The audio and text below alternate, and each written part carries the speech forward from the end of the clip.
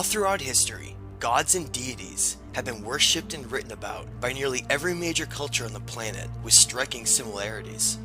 With so much misinformation and suppression behind connecting the ancient past, much of this information leading back to the truth has been nearly lost to time and considered nothing more than a myth to most of society. The most important fact to understand when connecting and deciphering the events of the past correctly is that history has been written by the victors and often does not accurately reflect the events that really occurred. This shocking realization means that much of what we've been told regarding the ancient past and what we think is just a myth is not based on facts and is heavily biased and controlled. This control of historical events has polluted our understanding of who these gods really are and how they were all connected in shaping our collective reality. Earth is merely one of the billions of other habitable planets in our Milky Way galaxy alone that would outnumber every grain of sand on all the beaches of Earth. The greatest challenge we face is through systemic ignorance and a lack of awareness of everything that exists around us. This manufactured perception blinds us from asking the important questions about our origins and how ancient civilizations of the past possess such vast knowledge and sophistication. So who really were these gods of ancient history? And what evidence is there that proves that they are real and more than just a myth?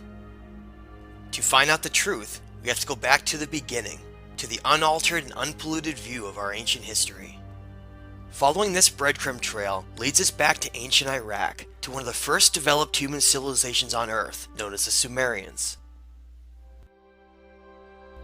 The Sumerians represent the first civilization to develop advanced writing techniques, as well as tracking events and chronicling our ancient history. The Sumerians claimed that their knowledge of the stars, writing, agriculture, and social structures were all lowered from heaven by great gods who came from a planet with a long elliptical orbit. The Sumerians left behind records indicating the existence of this planet in cuneiform writings and cylinder seals. The most famous of these is known as VA-243, which shows a scale model of our solar system, which includes our central sun and the planets that revolve around it, including Planet X, where they claim their gods came from. Today, most of society has been tricked into believing these gods in Planet X are nothing more than a myth and fairy tale to hide the truth with laughter and ridicule. This clever tactic has hidden the real version of history and our origins for generations, until over time it has been nearly lost forever. It's time for humanity to awaken from its amnesia of all of this happened before us. The Sumerians called their gods the Anunnaki, which meant those who from heaven to earth came. The Sumerians wrote in detail about both who the Anunnaki were and the events that led to their arrival on Earth hundreds of thousands of years ago from Planet X. In these early cuneiform writings, such as the Atrahasis, we learn about two brothers known as Enki and Enlil, who bitterly fight over the direction of humanity, and provides details of the disasters caused by the crossing of Planet X. Much of the turmoil revolves around these two rival families and how this mysterious planet has shaped our story. Enki was a brilliant scientist and was known as the great magician and geneticist of the Anunnaki family.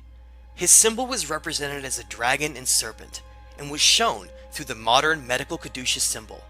The name En means Lord, with Ki being the original name of our planet before it was called Earth, which was later renamed for this great being Ea, a previous name of Enki. Enki's half-brother Enlil, known as the Lord of the Air or Sky, and represented by the eagle and bull, was a polar opposite of his brother. His values revolved around a military and highly disciplined mentality, whose interests solely lie in the preservation and future of the Empire of Anu. All of the Anunnaki are named after this king of the gods, who believes that he rules over Earth. The oldest and most important of these Sumerian writings is known as the Enuma Elish, which is a cuneiform tablet that speaks about our origin story and the devastation in our solar system long ago in the past. Found in 1849 in what is now the area of Mosul, Iraq, the Enuma Elish may be one of the most important pieces of writing in human history for the unaltered and extensive information given for the events of the ancient past. The Enuma Elish contains 7 tablets, with the first 5 describing the turbulent celestial events that happened long ago when these Anunnaki royal gods acted out roles as the planets of our solar system, like a grand play, with Marduk being represented as the planet X, known to the Sumerians as Nibiru, with Enlil represented as Jupiter. Reading from an excerpt from Tablet 6 of the Enuma Elish, it states, "They bound him, holding him before Enki. They inflicted the penalty on him and severed his blood vessels. From his blood he, Enki, created mankind, on whom he imposed the service of the gods and set the gods free. After the wise Enki had created mankind and had imposed the service of the gods upon them, the task is beyond comprehension. The gods were then divided, all of the Anunnaki into upper and lower groups. He assigned 300 in the heavens to guard the decrees of Anu, and appointed them as guard." Enlil has always hated humanity and called them the beasts, referencing their primitive nature and compared to their DNA. These brothers were given ownership and responsibility over planet Earth and deemed themselves gods of everything beneath them. Most of our story, and the extensive conflict throughout humanity, all stems from the jealousy that arose between Enlil and his sons over the gifts within the human genome that were instilled secretly by using Enki's own DNA himself. We learned in the Enuma Elish in Atrahasis that the Anunnaki created humanity to ease the workload of the Igigi, the workforce of the royal family, and to jumpstart the genetics of the Neanderthal with their own DNA to toil in the Absu, which we know is South Africa. Today, thousands if not millions of ancient mining sites, dating to over 100,000 years old, utilizing advanced smelting techniques, have been found all over the region. This is the ancient reason why we still value gold nearly above all else, and is part of our long history of slavery on the planet.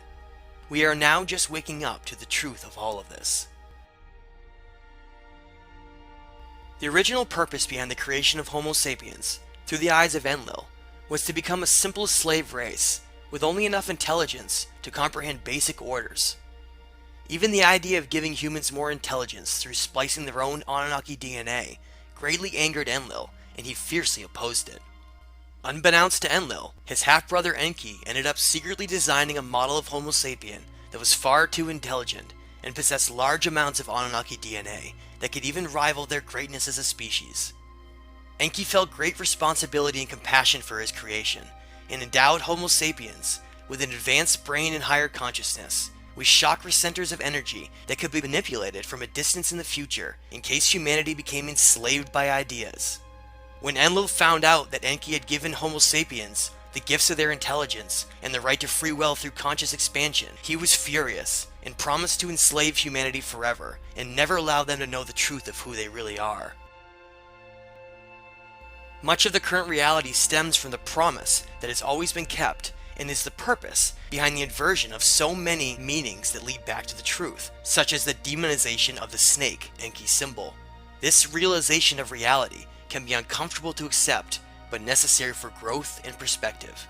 When Enlil was chosen to be the ruler of Earth, instead of his half-brother Enki, a promise that had been made for the ultimate slavery of humanity was orchestrated and carried out 12,800 years ago as the planet crossing, Planet X, approached perihelion and disaster occurred across the Earth, as told by Atrahasis, who was also known as Noah.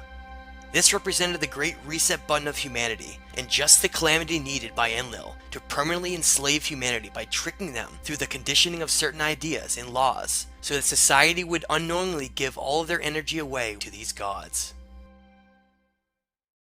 The popular figure of the cross, represented by Planet X, meaning the crossing or the sacrifice on the crossing through Marduk's later trickery, was implemented into religion to become a massive control system of information in controlling the minds of all of society. A profound quote to explain this deception and control by Enlil, Ninurta, and Marduk on humanity comes from Barbara Marciniak, which states, "The ultimate tyranny in a society is not controlled by martial law, but controlled by the psychological manipulation of consciousness, through which reality is defined so that those who exist within it do not even realize they are in prison." Reality as we know it will change forever once intelligent life is finally announced to the public. All of the silly distractions and ignorance that has plagued our world will melt away with astonishment and wonder once major discoveries in archaeology are revealed that lie under the Great Pyramid of Giza and the Sphinx, known as the Halls of Amenti. The Anunnaki gods follow the ancient rules laid down for the balancing of energy during zodiacal cycles. The time of Pisces featured a negative polarity, which is why we saw war dominate the planet for thousands of years. All of these changes represent the great metamorphosis of our time as we enter the positive polarity of Aquarius in the next several years to take the first step on our journey into the cosmos to join our galactic neighbors. What kind of society will we become? One focused on war and material gain by the eagle? Or higher consciousness in the lost teachings of the great dragon Enki?